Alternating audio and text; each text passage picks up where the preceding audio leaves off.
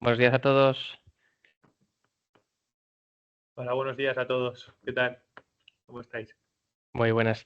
Nada, presentaros, Martín Ibáñez de Forlop. Yo soy Sergio Gallardo de Vigilant.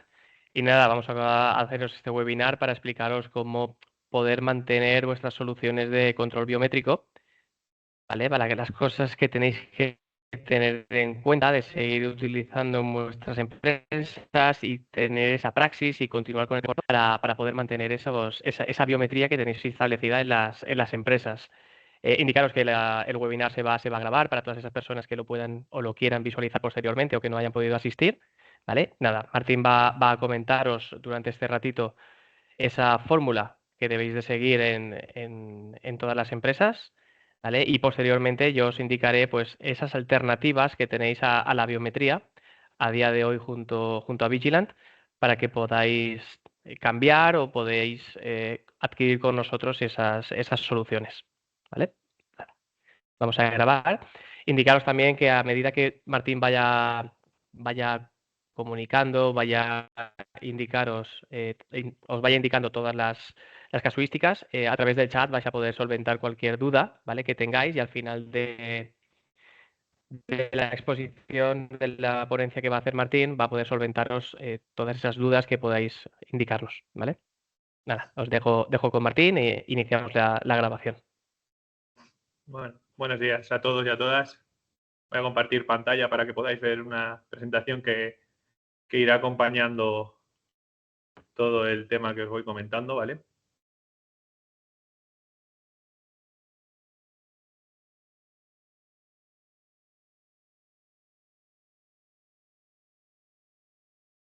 A ver si carga.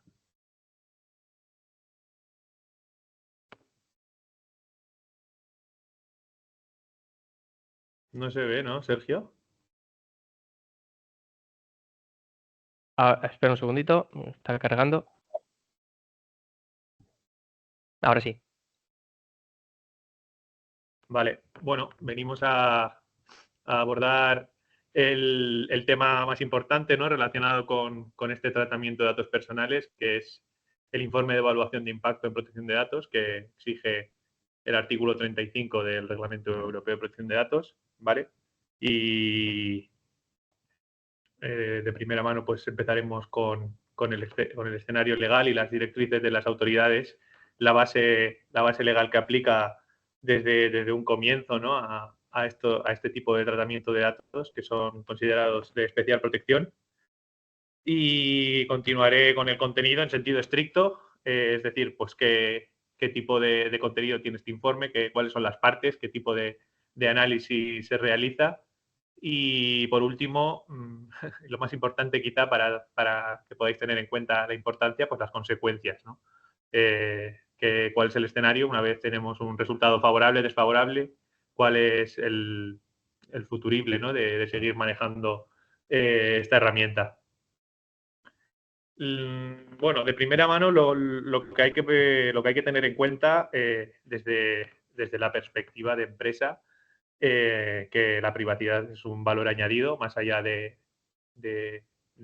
una necesidad que tenemos que cumplir con la ley, sino que es una inversión, ¿vale? Es un tema reputacional y hay que establecer una relación óptima de confianza con los clientes y los usuarios, y proteger la información confidencial pues es un activo muy importante. El escenario legal se basa específicamente en el artículo 35 del reglamento que recoge resumidamente cuáles son los tipos de tratamientos de datos que van a requerir, ¿no? de llevar a cabo la elaboración de este informe.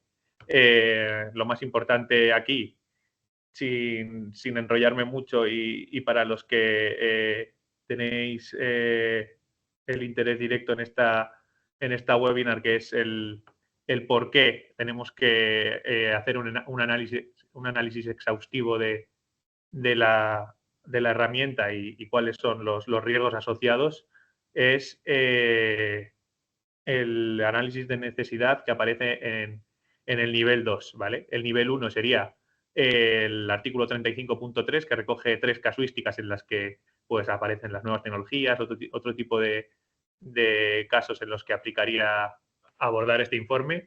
No obstante, en cuanto a los datos biométricos, tenemos que hacer alusión directa al nivel 2, donde desde lo que era el grupo de trabajo del artículo 29, derogado ya y hoy en día se habla de la Comisión Europea, que elaboró pues, un listado de tratamientos de datos sobre los cuales hay que hacer un análisis previo a realizarlo para ver si bueno, podemos ser garantistas o no de acuerdo a la normativa y podemos llevar a cabo un tratamiento de datos teniendo en cuenta los riesgos asociados a derechos y libertades de los afectados. En este caso, aplican dos de los casos enumerados por tratarse de datos biométricos, ¿vale? Ya sea por pues, lectura de huella dactilar y la más conocida también en este sentido pues puede ser el reconocimiento facial. Controles de accesos o controles laborales que se hagan también por esta metodología. Habría un tercer nivel, ¿vale? Que lo coloco por ahí en la esquina izquierda, que haría referencia a más referencia a otro tercer formulario por el cual, mediante una serie de preguntas de sí y no, podemos obtener también otro tipo de casos, ¿vale? Que podrían llevar a la conclusión de tener que realizar este informe o no.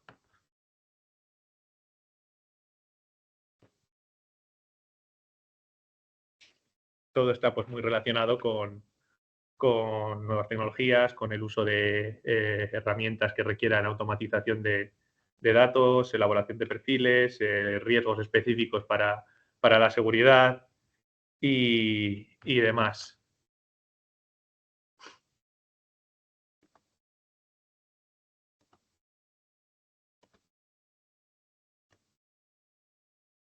Vale, en cuanto al informe en sí, se trata de un proceso, ¿vale? Que desde un inicio tenemos que seguir una metodología que permita pues, adecuarnos sobre un determinado proyecto a la normativa y básicamente pues, analizar los riesgos asociados y los controles que mitiguen los mismos, ¿vale? Los objetivos son dos, principalmente. Hay una funcionalidad preventiva, es decir, todo lo que comentaba, analizar los riesgos para poder solventarlos antes de poner en marcha. La idea es siempre previo a poner en marcha una herramienta. No obstante, pues bueno, la práctica, como todo, muchas veces es complicado hacerlo a tiempo y pues, se puede hacer un poco una vez puesta en marcha y tener todo lo que tenemos que tener sobre la mesa para saber pues, hasta qué punto lo que estoy haciendo es correcto o no y cuáles son las alternativas. Por otro lado, sería la funcionalidad probatoria, que básicamente pues, es un informe que está completamente relacionado con el principio de proactividad que recoge el reglamento de protección de datos y sobre todo pues, nos permite, ¿no? En caso de una inspección de las autoridades de control, poder tener esa posibilidad de aportar evidencias, ¿no? De que pues, somos una empresa que, más allá de los riesgos que tenemos con los tratamientos de datos que llevamos a cabo, pues tenemos la proactividad, tenemos la iniciativa de llevar a cabo medidas para hacer bien las cosas. Y bueno, la metodología utilizada básicamente se describe de primera mano el proyecto. Podemos pasar después directamente al juicio de necesidad, ¿vale? Que gira en torno a tres ejes: el juicio de necesidad, de idoneidad y de proporcionalidad, que vienen a determinar un poco en conjunto si la herramienta que tengo es idónea, es válida en comparativa con otras posibilidades que tengo, sobre todo pues partiendo de la base de que puedan existir metodologías menos lesivas de derechos y libertades de interesados en la materia y que tenemos una proporción en el uso, es decir, se ajusta a las finalidades por las que llevo a cabo este tratamiento de datos, se lleva a cabo un control de de los parámetros, del almacenamiento, del uso, todo, digamos que sigue una senda correcta y que se analiza, ¿no? Que se ajusta a lo que en un comienzo es un proyecto, ¿no? No utilizamos los datos y los patrones, por ejemplo, de huella en este caso, para otro tipo de finalidades, están custodiados con las medidas técnicas y organizativas necesarias y, bueno, todo esto se asocia directamente luego a la gestión del riesgo, ¿vale?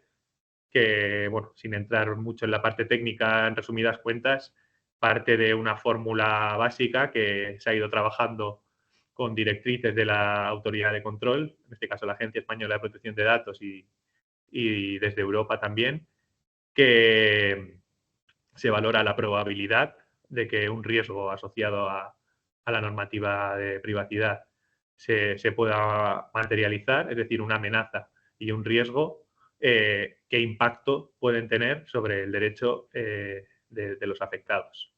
Es decir, una fórmula que se puede resumir en probabilidad por impacto que lleva a cabo un resultado del riesgo que me queda para ver cómo lo solvento o si con los controles aplicables que tengo en la actualidad lo puedo reducir a un riesgo asumible. Normalmente siempre puede quedar en el análisis, digamos, una gestión del riesgo que podemos obtener un resultado de riesgo asumible y una parte en la que tenemos que adoptar un plan de acción sobre las medidas propuestas que pueden llegar para poder trabajar sobre bajar un riesgo alto a un riesgo medio a un riesgo bajo. Es decir, proponer al responsable del tratamiento, desde un profesional que lleva a cabo esta planificación, proponer las medidas que puedan reducir este riesgo alto a riesgo bajo.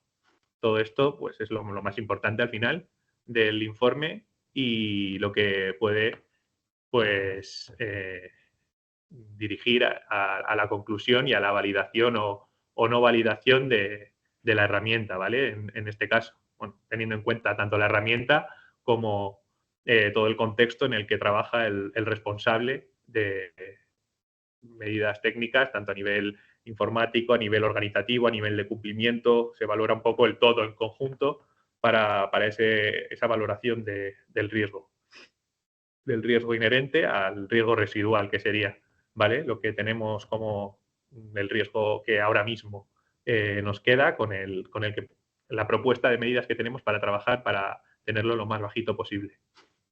Y bueno, decir también que es un documento que no es elaborarlo, remitirlo al responsable y archivarlo, es un informe que hay que tener un control, ¿vale? Hay que llevar a cabo un plan de revisión y sobre todo pues cuando hay cambios tanto en la parte de las medidas de control como en la parte de la herramienta y puede haber novedades, pues es un documento que hay que tener actualizado, por supuesto.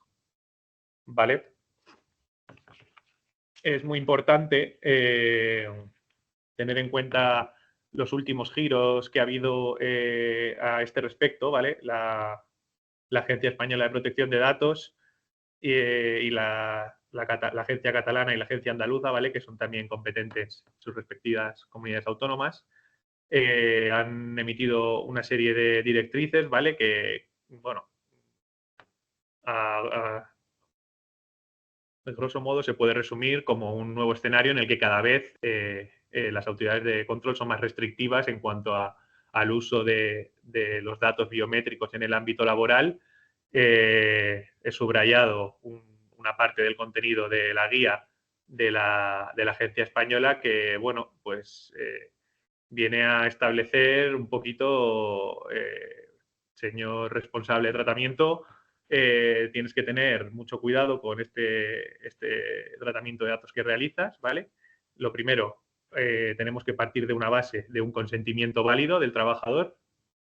Ya vamos adelantando una de las primeras necesidades de actuación respecto a este tratamiento, tener un consentimiento informado y, por otro lado, una alternativa válida. Es decir, no es válido decirle al trabajador que se va a llevar a cabo este tratamiento de datos sin ofrecer una alternativa, ¿vale? Porque si no, habría un desequilibrio entre las partes y no se podría trabajar sobre un consentimiento válido e informado y no podríamos atenernos a las excepciones de prohibición que se llevan a cabo sobre este tratamiento. Para que me entendáis un poco, que igual me estoy yendo a una parte muy técnica, es la normativa prohíbe tratar una serie de datos de especial protección, como son los datos relativos a biometría, y luego establece una serie de excepciones, donde nos podemos mover pues, obligaciones legales, ejecución de contratos y nos tenemos que parar en cuanto al consentimiento. Y bueno, al fin y al cabo, en esta guía viene a decir que por mucho que tenga, aunque haga todo bien y tenga una alternativa válida, tengo que valorar si esa alternativa válida, que tras un análisis he podido constatar que me sirve de igual manera para llevar un control laboral de mis trabajadores, pues puedo realmente sustituirla por el otro tratamiento de datos o no. Y ahí está un poquito la labor del informe de evaluación de impacto, hasta qué punto, pues entre una y otra, cuál es el juicio de necesidad, idoneidad y proporcionalidad y cómo podemos pues argumentar, ¿no? Con argumentos de peso que podemos proseguir con este tratamiento de la huella digital, en el caso, y bueno, poco a poco ir discerniendo entre una y otra situación. ¿Vale? Y bueno, como comentaba Sergio, todas las dudas que podáis tener y que os puedan surgir, que seguro que hay alguna por ahí, pues podéis ponerla en el chat y una vez termine con todo esto, pues las comentamos, ¿vale? Os compartiremos también la presentación si lo solicitáis, ¿vale? Porque hemos ido comentando referencias a algunos de los párrafos y podéis bueno, observarla si lo queréis posteriormente. Bueno, ¿qué pasa? ¿No? Tengo la medida proactiva de hacer este informe de evaluación en protección de datos. ¿Cuál es el escenario? ¿Qué puede pasar? Para empezar, pues es necesario evitar los peligros asociados a este tratamiento de datos y hacer este informe es una de las partes más importantes. Y ¿qué podemos decir? Lo más importante es que no se puede adelantar a priori cuál va a ser el resultado nunca. Por mucho que yo conozca pues, la herramienta Vigilant, cómo funciona, pueda conocer a mi cliente, cómo pueda tener, cómo trabaje con las medidas técnicas y organizativas a tal efecto. Y bueno, en definitiva, cómo yo creo que puede ser el resultado, el informe se realiza para ello, ¿no? Es un trabajo que lo que pretende básicamente es dar respuesta a esta pregunta.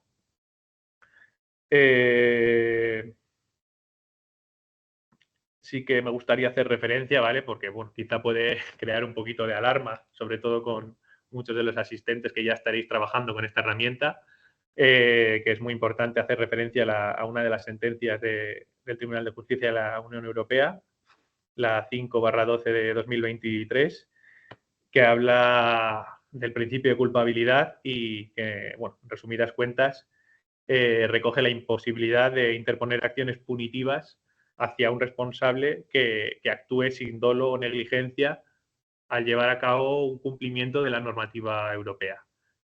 Esto, bueno, no aparece realmente mucho en la jurisprudencia que está apareciendo últimamente, pero es muy importante, como comentaba desde un inicio, ¿no? Que tengamos en cuenta que seguir el camino correcto y trabajar sobre una proactividad, pues nos puede evitar sustos, ¿no? Podemos llevar a cabo una actitud frente a las autoridades de control que refleje que, mira, yo trato de hacer las cosas bien, lo primero de todo, ¿no? Y la intención del legislador y de las administraciones públicas también con estas últimas guías es orientar a los responsables a tener en cuenta la imperiosa necesidad actuar con rigor y no quiere decir esto que ese párrafo, ¿no?, al que hacía referencia, que te puede decir la Agencia Española de Protección de Datos, oye, si tienes una alternativa válida, ¿por qué no la utilizas? Y bueno, viene a recoger un escenario cada vez pues más restrictivo y que viene a traer pues necesidad de ser cada vez más garantistas a este respecto. Son guías, ¿vale? Y son directrices sobre las cuales pues los delegados de protección de datos o profesionales técnicos que puedan encargarse de evaluar una herramienta pues tienen que tener en cuenta para ser lo más exhaustivos posible a la hora de analizar estas herramientas, ¿vale? Quería traer a colación algunos ejemplos de sanciones de las autoridades de control, los que podemos catalogar como más recientes y más relacionados con todo lo que estoy comentando. Sí que es cierto que al respecto de la última guía y al respecto del uso de una alternativa válida al registro de huella dactilar, todavía estamos a la espera de ver si realmente aplica esa guía en cuanto a sancionar a un responsable que hace las cosas bien y que trabajas aún con con una herramienta de datos biométricos, pero bueno, que todas las medidas de proactividad las lleva a cabo. Una multa a este respecto todavía no se puede decir que haya.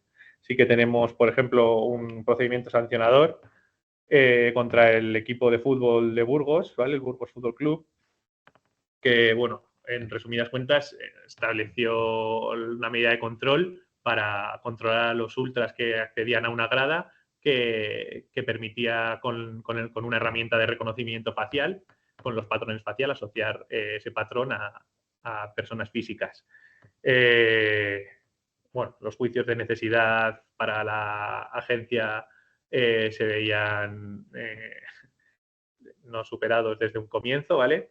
Se establecieron una serie de límites porque no solo era capaz de identificar de forma precisa a estos aficionados del club, sino que tenía información única que se permanecía en el tiempo asociada a estas personas y, en definitiva, se trataba de una herramienta desproporcionada a los fines perseguidos y, sobre todo, a los derechos de los afectados. Otra resolución, digamos, reciente, un procedimiento sancionador contra una empresa llamada CTC Externalización Social Limitada. Todas estas resoluciones que estoy comentando, también, si queréis, os puedo dejar luego las referencias, si queréis indagar más en los casos, ¿vale? Me preguntáis si queréis cuál era el número de referencia de la de Burgos, lo pongo, ¿vale? Sin problema, os pongo la referencia. En este segundo caso que comentaba, se utilizaba un sistema de autenticación y no de identificación que, bueno, venía tratado ya por directrices anteriores, donde se deja claro que tenemos que distinguir un poco entre estos dos tratamientos, ¿vale? No se cumplía con la obligación de informar, las bases legitimadoras que se hacían referencia en la base legitimadora del tratamiento no eran las adecuadas, ¿vale? Se refería específicamente a que el tratamiento de huella dactilar se basaba en la obligación legal y, es decir, la facultad del empresario de llevar a cabo el control de los trabajadores que recoge el estatuto. No obstante, hoy en día ya podemos decir que esa no puede ser la obligación legal por la que basarnos en este tratamiento. Debemos basarlo en el consentimiento informado y alternativa válida, siempre. Y bueno, todo este caso se ve reforzado en pues, que llevaban a cabo mal el tratamiento. No había medidas implantadas para separar el acceso a una tabla donde se recogía el hash de la huella de los datos identificativos, estaba todo un poco entremezclado. La IPD no recogió otros aspectos cruciales que se deben abordar desde las directrices que tienen las autoridades de control sobre cómo hacer esta evaluación de impacto. En definitiva, bueno, sí que es verdad que lees algunos casos que, bueno, pues te lo has buscado de cierta forma, ¿no? no hay por dónde coger el tratamiento porque hay muchos matices, muchas pinceladas que están en contra de la legislación y de las autoridades de control de lo que vienen a establecer en sus guías. Otro conocido recientemente fue el gimnasio Metropolitan, que recibió una multa de 27.000 euros. Solicitaba la huella dactilar, tenía un acceso a los gimnasios por huella dactilar. Se vienen a violar varias de las disposiciones del Reglamento General de Protección de Datos europeos. En resumidas cuentas, pues se encriptaba, pero la huella tenía un control de encriptación. No obstante, no se podía probar que fuera eliminado después de la baja. No se mencionó el consentimiento en ningún momento, ¿vale? Que es, bueno, como veis, una de las claves de todo esto, ¿vale? El documento en el que podemos probar que tenemos un consentimiento del afectado por este tratamiento de datos. Se encontró una falta de transparencia sobre el propósito del sistema y una posible divulgación por falta de medidas de control que se llevan a cabo sobre este tratamiento. Y se descubrió que la huella de una reclamante, es decir, este procedimiento nace por denuncia de una usuaria que decía que no se eliminó de los registros después de su baja en el gimnasio. Y también se abordaba un poco pues todo el tema del uso de huella en cuanto a la necesidad, qué alternativas podemos tener en un gimnasio para entrar y salir. Pues bueno, quizá es más complicado de argumentar que no existe una alternativa válida que cumpla con los beneficios que tenemos con la huella dactilar en un gimnasio, porque bueno, no es tan imprescindible que una persona que entra al gimnasio no vaya con una tarjeta o no vaya con un código, como quizá podemos argumentar a la hora de hablar del control laboral, al control de presencia en una empresa, que sí que existen pues mayores riesgos asociados a otras alternativas, que nosotros pues podemos trabajar en los informes sobre las desventajas que tiene la tarjeta inteligente o los códigos, ya que existen casos en los que los trabajadores pueden suplantar identidad de sus compañeros, los trabajadores pueden pues, sufrir hackeos bueno, en definitiva podemos tener varios ejes de argumentación en el área del control laboral sobre los cuales el análisis de beneficios y desventajas pues es más sencillo tener más beneficios que desventajas a la hora de valorar otras metodologías de control, sobre todo pues, en grandes empresas, en naves o en industrias o en oficinas que hay mucho movimiento, mucho tránsito, etcétera. Y bueno, esto es un poco todo, sin aburriros demasiado, ¿vale? En definitiva, podéis contactar con los servicios de ForLob, tanto para la contratación del servicio de la evaluación del sistema o para lo que necesitéis, tenéis ahí los datos de contacto. Vale, nada, ha sido un placer y muchas gracias a todos por vuestro tiempo. Y nada, para lo que necesitéis, ahí aparecen los datos de contacto. Voy a ver qué ponéis por el chat, que bueno, queréis la presentación. José Luis Delgado García comentaba, ¿qué pasa si se les ofrece a los trabajadores una alternativa y ellos siguen queriendo fichar con datos biométricos? ¿Deben firmar algún documento en el que rechacen la alternativa propuesta? Pues, José Luis, creo que pues, lo he mencionado de alguna forma, pero no es necesario esto que comentas.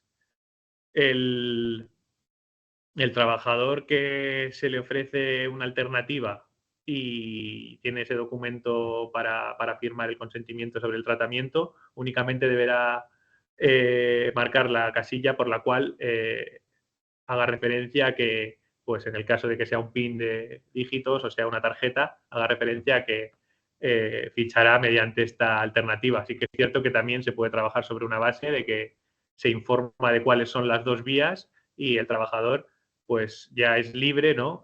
Tiene ese consentimiento sobre que se trabaje con su huella dactilar y es libre para decidir. Eso es lo que exige la normativa. Es libre para decidir entre dos métodos.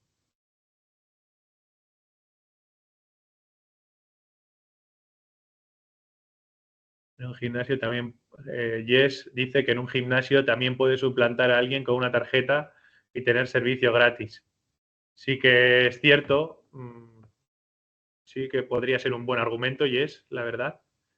Pero bueno, no obstante, habría que valorar hasta qué punto los derechos de los interesados y el riesgo a que alguien se cuele en un gimnasio pues están en un juicio de ponderación al mismo nivel, como puede ser pues el riesgo de que una persona pues se quede en la cafetería mientras otro le ficha durante 2 horas. Ahí en la comparativa pues habría que valorar, pero bueno, es un argumento que en un informe de evaluación de impacto sobre el tratamiento que se llevó a cabo en ese gimnasio, pues se podría llevar a cabo. Por supuesto, si llega a hacer las cosas bien y establece una metodología por la cual un informe refleje el por qué es necesario tener esa huella y obtenga un resultado favorable, pues tenemos ya una, una prueba, ¿no? Una evidencia, como comentaba al principio, de cómo hago las cosas y el por qué considero que las hago bien, ¿no?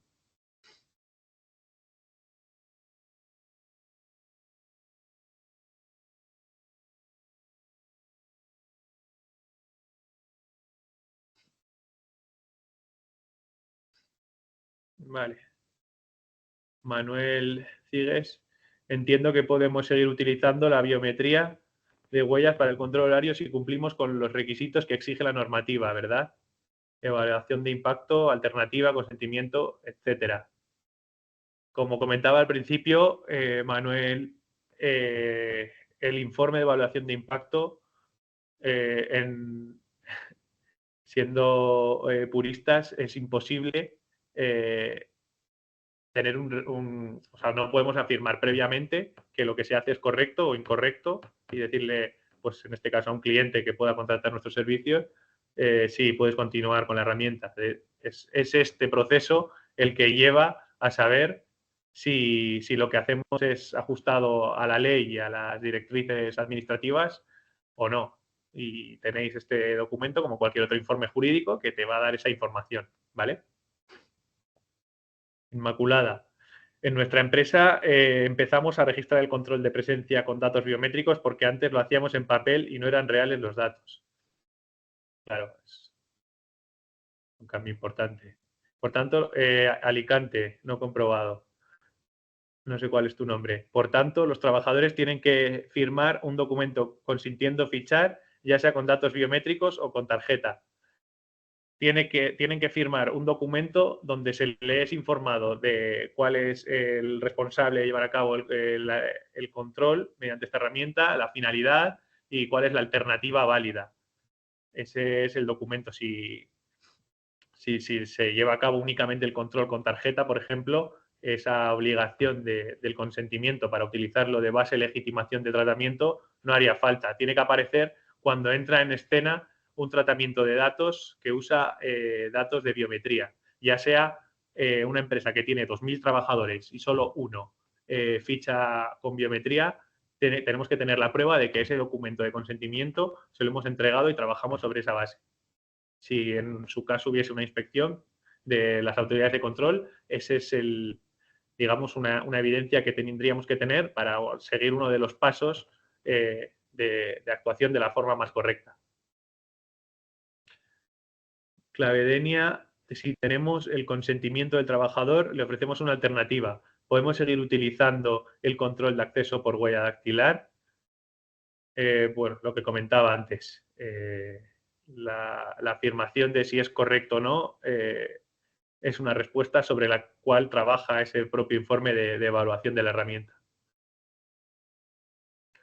Inmaculada, me refiero a que el personal fichaba, perdón, me refiero a que el personal fichaba que solo estaba media hora de café, pero en realidad estaba 1 hora. En este caso, también tendríamos que tener consentimiento firmado de los trabajadores del uso de datos biométricos. No entiendo muy bien esta pregunta, Inmaculada. No sé si te refieres al caso que comentabas al principio del cambio del uso de papel al fichaje por huella. No entiendo muy bien la pregunta. Sí, Martín, cuando se utiliza el papel. Sí, Sí, lo confirma abajo.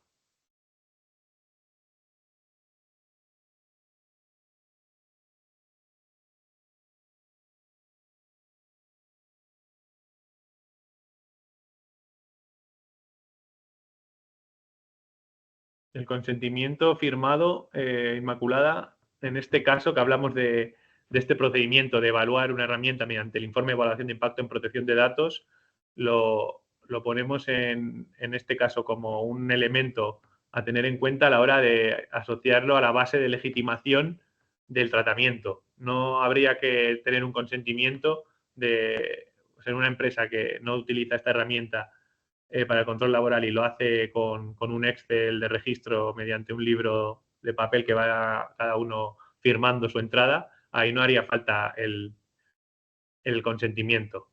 Haría falta para tener unas medidas de proactividad respecto a la normativa de privacidad, como responsable a nivel empresa, solicitar el consentimiento de los trabajadores a los que sí que se les registra el patrón de huella dactilar. Francisco lo que dice, bueno, se puede debatir si es válido o no. Está claro, como comentaba, que el escenario cada vez es más restrictivo. Estamos aquí para trabajar sobre la base de cómo podemos, tanto partiendo de la base legislativa como de las autoridades de control, hacer las cosas lo mejor posible para continuar con esta metodología de tratamiento de datos para el control laboral.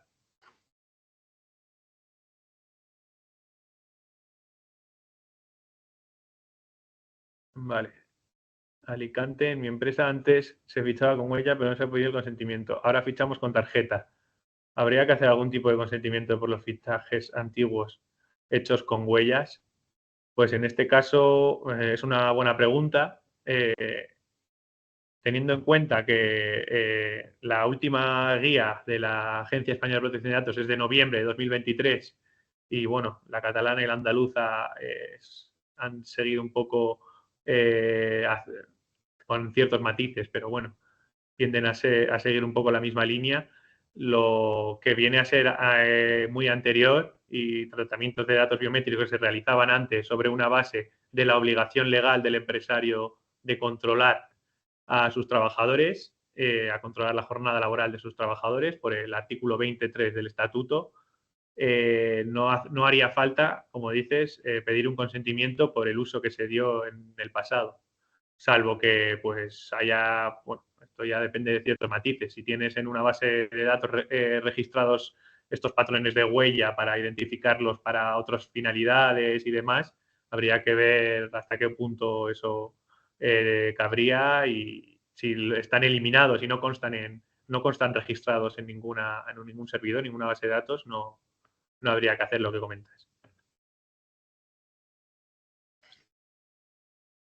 Bueno, si tenéis más dudas, sin problema, las podéis ir consultando en el chat. Voy a dar la palabra a Sergio, que bueno, va a explicar un poco más la parte técnica, la parte comercial de Vigilance sobre cuáles son las alternativas válidas y las alternativas con las que se puede trabajar en las empresas al efecto de cumplir con todo lo dicho, ¿vale?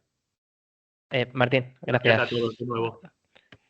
Nada, faltaba un mensaje que había escrito Ana anteriormente, Ana Preto. Ahí Si sí. solo se usa la huella para el acceso y no para el registro horario y tenemos el consentimiento, estamos legales. A ver.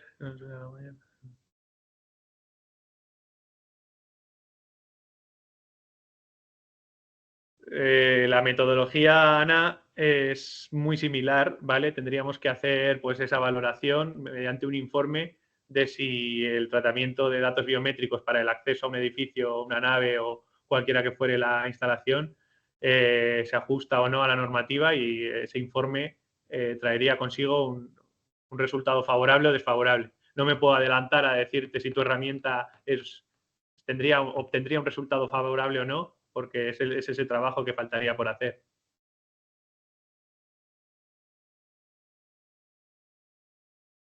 Perfecto, Martín. Pues muchísimas gracias por la explicación, por haber solventado todas esas dudas que muchas empresas tienen con respecto a la biometría, al sistema que tienen puesto en sus empresas o al alternativa, al cambiar ahora como veremos, a un sistema que no sea biométrico para esquivar, por así decirlo, y no meterse en posibles problemas a futuro que puedan creer que pueden tener por usar biometría. Y como has explicado, no puede ser así si se tiene una serie de requisitos y características. Correcto. Yo voy a compartiros la pantalla, voy a daros las alternativas que tenemos desde Vigilant para las empresas, ya que teníamos anteriormente también, disponemos también de fichaje biométrico, pero bueno, vamos a dar esas alternativas, ese pasito al lado de la protección de datos que están indicando que tenemos que dar a las empresas. Os voy a compartir pantalla, voy a ser muy breve.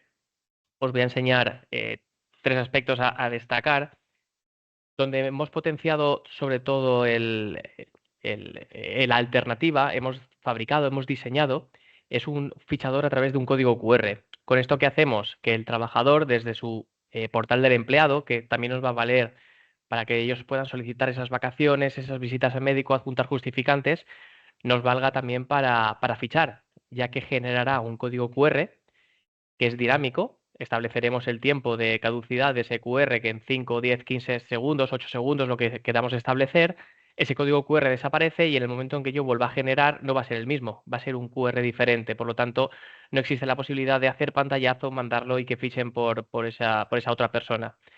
Pondremos el fichador delante pondremos el móvil delante del fichador y automáticamente nos registrará la entrada indicando que el trabajador, pues, Juan, ha accedido al centro y posteriormente ha salido. Puede ser un híbrido que, aparte de que el trabajador le permito fichar a través del fichador, tengo trabajadores que van a fichar a través de la app. Si esto lo habilito, el trabajador pues, va a poder fichar en caso de que salga y no fiche dentro del centro desde una app. Desde la propia app le puedo habilitar para que fiche. ¿Vale? Otra de las alternativas que tenemos es el fichaje con tarjeta NFC. Es decir, sustituimos automáticamente la biometría por la tarjeta NFC, que es la que más se está utilizando en todas las empresas que están optando por esta opción. El trabajador se identificará con su tarjeta NFC, hará la entrada, realizará la salida. Antes comentaba Ana Preto el tiempo de café. Si vemos justo debajo de la mano, os pongo también el otro, tenemos el estatus, que es el ABC.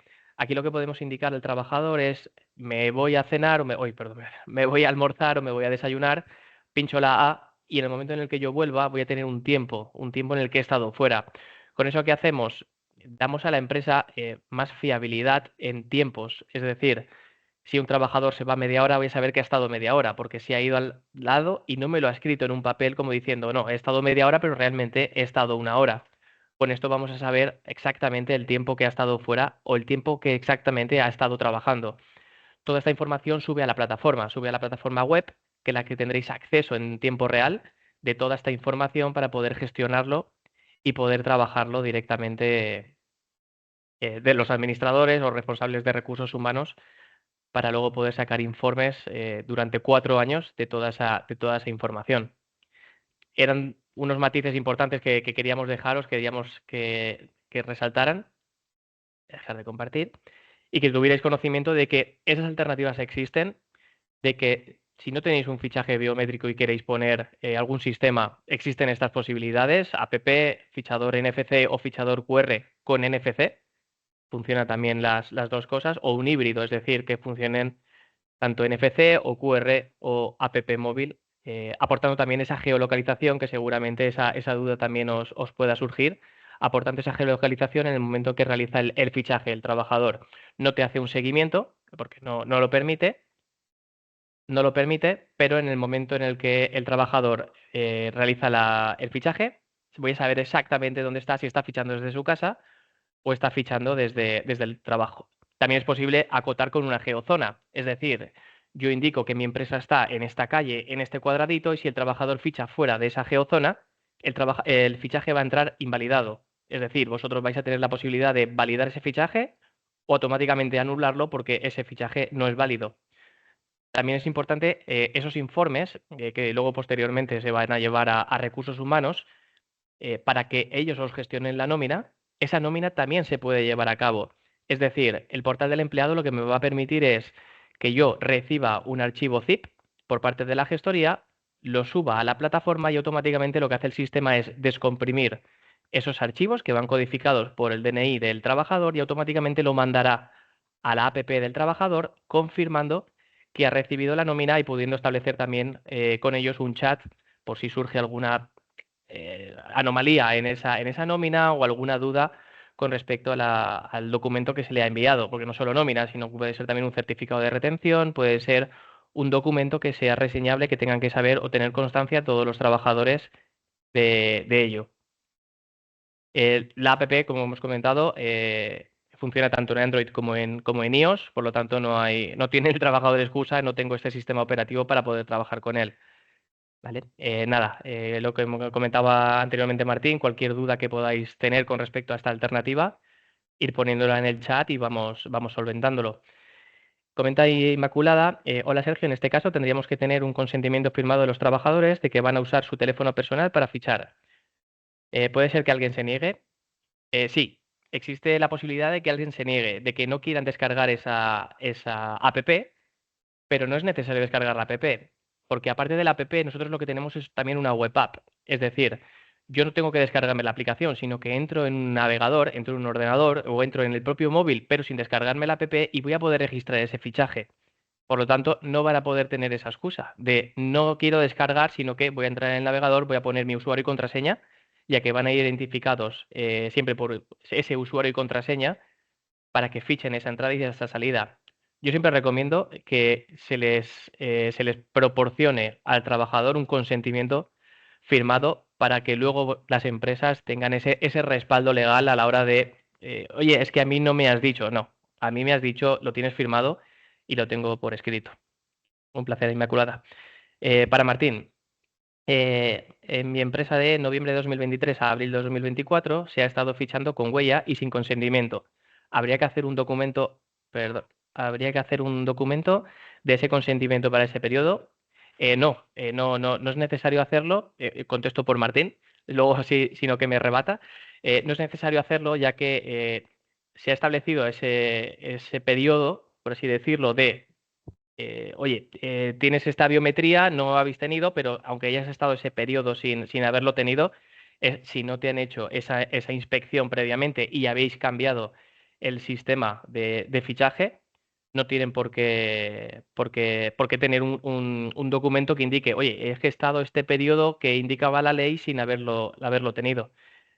Martín, rebáteme o indícame si es correcto.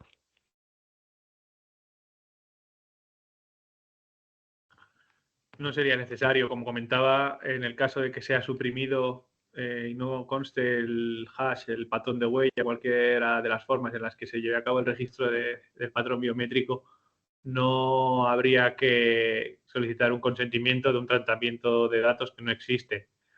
Otra cosa es que esté guardado en la nube, tengáis contratado un clouding por el cual se guarde para otra finalidad, etcétera. Si está suprimido y no existe este tratamiento de datos en ninguna base, no hay que contar con ese procedimiento.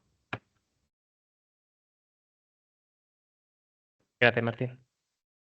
Nada, si no tenéis ninguna duda más al respecto, nada, indicaros que vamos a subir el webinar tanto a nuestra plataforma web, www.vigilant.es, como a LinkedIn, como también a las redes sociales de Forlop y a su página web para que podáis acceder a ella por si necesitáis solventar cualquier duda de este webinar.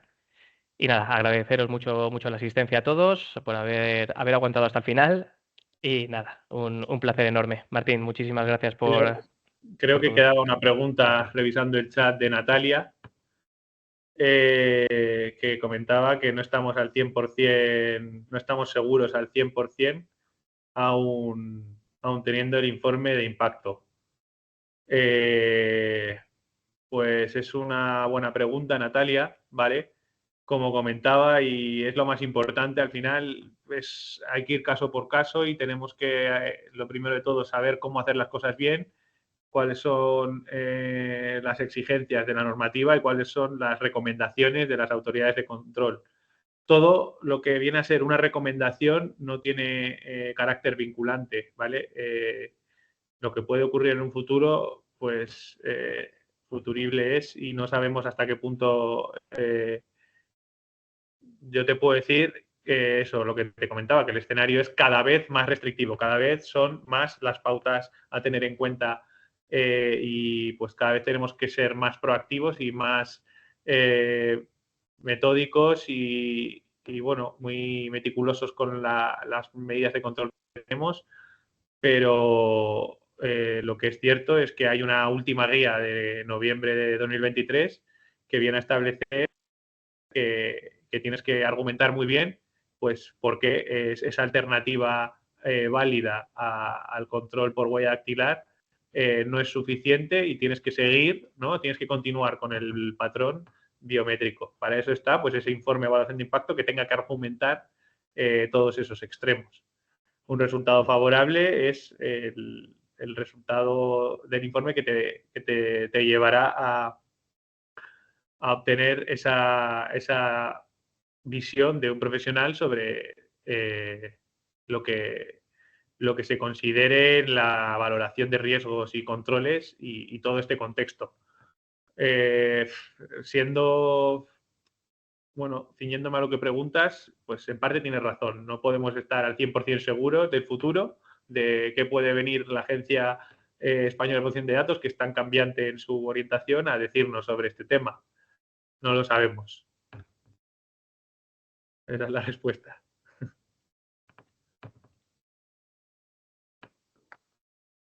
Nada, Natalia.